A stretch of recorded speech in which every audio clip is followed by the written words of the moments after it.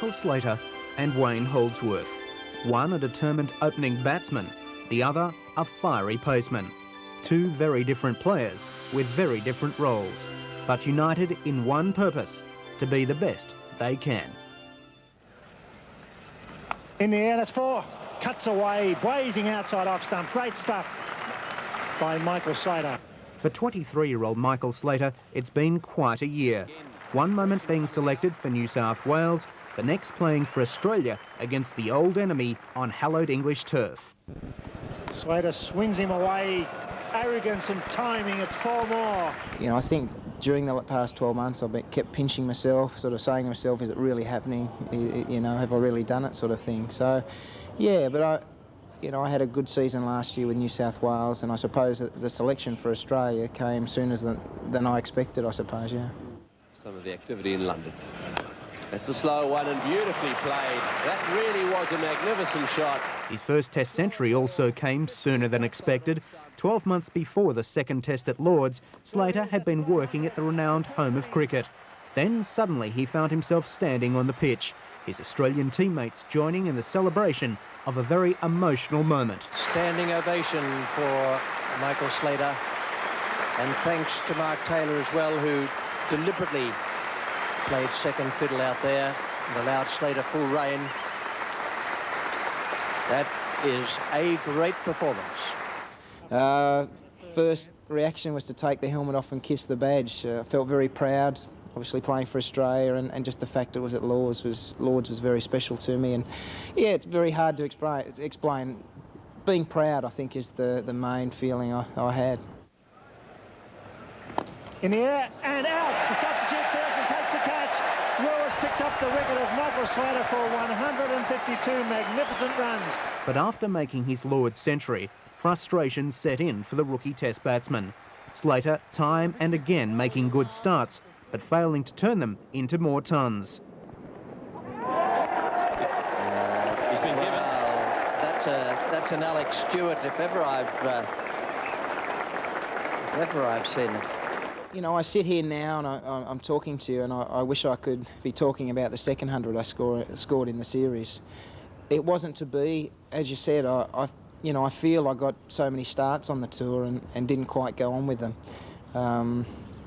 You know, when we were in Yorkshire, I got the a 60 odd, and I felt I was hitting the ball really well, and threw it away again. You know, there was opportunities like that. The 20s I got, the 40 I got. Those sort of scores really should be capitalised upon, and it should be turned into big scores. Now, you can't do it all the time, but I do feel a little disappointed that I didn't turn a couple more of those starts into bigger scores, and I think I really should have come home with at least 200s during the series.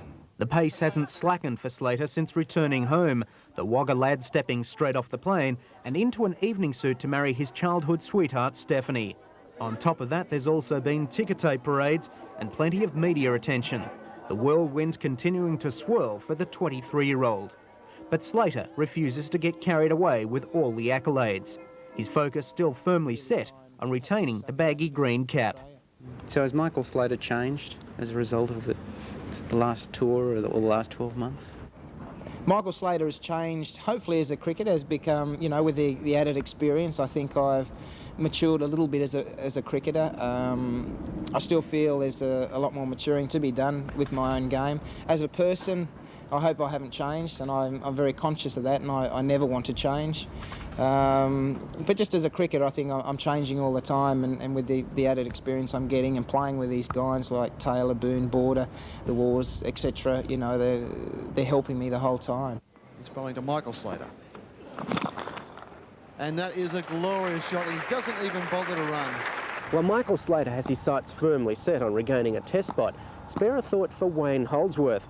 The forgotten man of the Ashes tour, the paceman simply known as Cracker, is set to explode this Australian summer. For Holdsworth, the excitement of being selected on the Ashes tour was dimmed a little as he initially struggled on the slower English wickets, the fiery quick failing to make a Test appearance.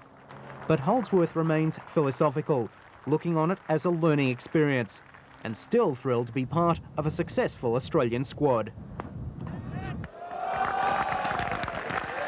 Obviously, you'd like to be part of it all, but I mean, in 50 years, when they have a look at the 1993 Ashes squad, I was part of it, and you know, we won 4-1. So, you know, it was disappointing not to actually play a part in the actual Test series winning the Ashes, but I still think in terms of the team success, I think all 7 of us played our own little part. So, yeah, I think I played, you know, even though it mightn't have been a big part, some sort of part in the team winning the Ashes. And there's a lot of behind-the-scenes things that, you know, the guys who weren't playing had to do in the dressing rooms and, you know, around the grounds, you know, that people don't ever hear about or see. And, you know, that all played its little role in, you know, in helping the team win and keep the Ashes and play so well. Oh, big appeal, that's got him, yes, it's good bowling. It's straightened down the line, but I must say Barsby looked a little surprised. Perhaps it was quite close to his bat. Although a little bit wiser, Cracker has lost none of his fire.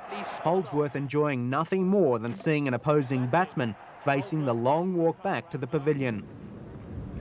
I wouldn't go as far as to say I want to kill him or anything like that, but I mean, you've got to develop a sort of a hate towards the batsman because, I mean, you're out there trying to get him out and you're out there trying to prove yourself and trying to win games for your team. So, you know, he's on the opposition, he's the bad guy. So, you know, I mean, after the game, fine, you go up and pat him on the back and tell him they batted well, but while we're out in the middle, he's you know, out there trying to hit me around the park and I'm out there trying to get him out. My goodness, it's gone up in the air. Is it going to be 6 under the big tree? It is! Yep, yep, yep. After tearing apart Tasmania with a bat recently, Holdsworth has learnt an even greater appreciation of a batsman's role.